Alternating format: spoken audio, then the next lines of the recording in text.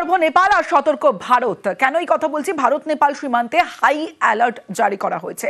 নেপাল সীমান্তের বিত্তামোড়ে উত্তেজনা এবং তারপরে বিত্তামোড়ে টায়ার জ্বালিয়ে প্রতিবাদ।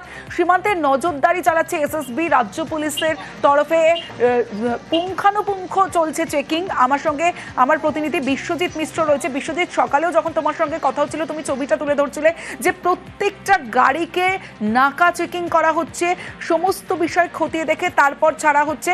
সময়টা অনেকটা গড়িয়েছে, নেপালের ছবিটাও বদলাচ্ছে, আরো অশান্ত অগ্নিগর্ভ নেপাল। এই মুহূর্তে ঠিক কি পরিস্থিতি? দেখো, নেপালের প্রতিটি এলাকাতেই কিন্তু অশান্তির বাতাবরণ ছড়িয়ে পড়ছে। কিছুক্ষণ আগে যে ছবিটা বিত্তামোড়ে ছিল সেই ছবিটা কিন্তু কাকরপিঠা মেচিনগর পুরসভার সামনেও শুরু হয়েছে। সেখানে একেবারে বিক্ষোভকারীরা প্রায় শয়ে শয়ে জমা হয়ে তারা কিন্তু টায়ার জ্বালিয়ে বিক্ষোভ প্রদর্শন করেছে। মূলত গতকালের যা ঘটনা, 23 জনের মৃত্যু, সেই প্রতিবাদ কিন্তু আজও মুখরিত হচ্ছে এবং প্রতিবাদে সামিল হয়েছে মূলত ছাত্র যুবরা। কারণ যে নিষেধাজ্ঞা জারি করেছিল নেপাল সরকার তাতে কিন্তু অসন্তুষ্ট হয়েছিল ছাত্র যুবরা এবং তার বিরুদ্ধেই কিন্তু এই প্রতিবাদ মুখর। আর নেপাল পুলিশের যে 23 জনের উপর গুলি বর্ষণ এবং প্রায় 300-র বেশি হতাহত, তা নিয়ে কিন্তু আজ প্রতিবাদ বিভিন্ন জায়গায় হচ্ছে। যে শান্তির বাতাবরণ গতকাল দেখা গিয়েছিল, যে শুধুমাত্র র্যালি হচ্ছিল কাকরপিঠায়, তা আজ পাল্টে গিয়ে একবারে টায়ার জ্বালিয়ে বিক্ষোভ প্রদর্শন হচ্ছে। আর এতেই কিন্তু অশান্তি আসতে পারে সীমান্ত এলাকায়, সেই আজ পেয়ে আগেই কিন্তু দেখা যাচ্ছে সীমান্তে নজরদারি বাড়াচ্ছে এসএসবি এবং রাজ্য পুলিশ। ইতিমধ্যে কিছুক্ষণ আগে রাজ্য পুলিশের যিনি পুলিশ সুপার রয়েছেন দার্জিলিং জেলার, তিনি ঘটনাস্থল পরিদর্শন করেছেন। মূলত রাজ্য পুলিশের পক্ষ থেকে বিভিন্ন আবহ গাড়িকে নজরদারি করা হচ্ছে, কি নিয়ে যাচ্ছেন, কতটা কি গুরুত্বপূর্ণ নেপাল যাওয়া, সেদিকে কিন্তু সতর্ক করা হচ্ছে। এসএসবির পক্ষ থেকেও কিন্তু সতর্ক করা হচ্ছে। ডগ স্কোয়াডের মাধ্যমে বিভিন্ন নজরদারি চলছে যাতে অশান্তির বাতাবরণ কোনোভাবে ভারতের মধ্যে প্রবেশ করতে না পারে। একদিকে পণ্য পরিবহনের ক্ষেত্রেও কিছুটা হলেও কিন্তু দেখা যাচ্ছে শিথিল হয়েছে, কারণ নেপালে যা পরিস্থিতি তাতে কিন্তু বিভিন্ন ট্রাক চালকরা তারা কিন্তু নেপালে যাচ্ছেন না। তাদের যে সমস্ত পণ্য পরিবহন তা সীমান্ত এলাকায় রাখছে। আজ প্রতিদিন দেখা যায় প্রায় 5000-এর মতো মানুষ নেপাল থেকে তারা কিন্তু ভারতে বাণিজ্য করতে আসেন, বিভিন্ন জিনিসপত্র কিনতে আসেন। সেই সংখ্যাও কিন্তু অনেকটাও কমে গিয়েছে। সকাল থেকে অনেক মানুষ কম যাচ্ছেন। অন্যদিকে যারা পর্যটকরা বিভিন্নভাবে নেপালের বিভিন্ন এলাকায় ছিলেন, সেই পর্যটকদের সংখ্যাও কিন্তু ধীরে ধীরে আসতে শুরু করেছে।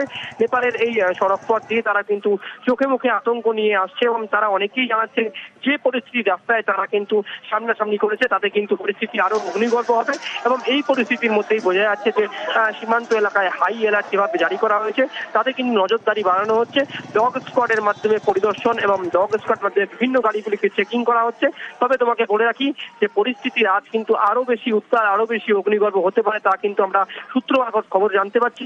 নেপালের বিভিন্ন মিডিয়ার মাধ্যমে জানা যাচ্ছে যে ছবি কিন্তু বদলায়নি, কার্যত অশান্ত হচ্ছে নেপাল।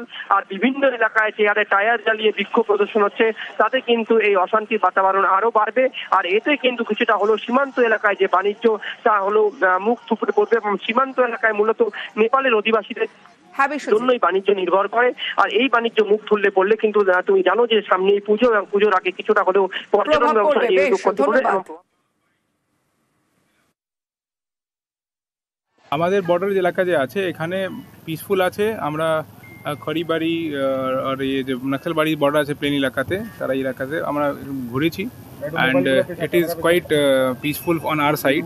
আমরা একটা ভিজিল রাখছি। আমাদের কাছে হেল্পলাইন নাম্বার যে দার্জিলিং পুলিশের আছে ওখানে ডেফিনেটলি করতে পারে, যদি কিছু লোক সমস্যার মধ্যে পড়ে তো আমরা যে পদক্ষেপ নিতে হবে নেব। টাকা লাগিয়েছি ডিফারেন্ট যে এন্ট্রি পয়েন্ট আছে আমাদের এখান থেকে নেপাল থেকে ওইদিকে যাওয়ার, কি কোনো আনসোশাল এলিমেন্টকে মুভমেন্ট না হয়, আমাদের এখানে কোনো সমস্যা না হয়, তার জন্য আমরা রাউন্ড দ্য ক্লক নাকা রাখছি এখানে। অ্যান্ড যোগাযোগ মধ্যে আছে ডিফারেন্ট যে সিকিউরিটি এজেন্সি আছে এখানে, নেপাল পুলিশ আছে যেখানে আছে, যোগাযোগ মধ্যে আছে কি যেন আমাদের ওখানে কোনো সমস্যা না বাড়ে।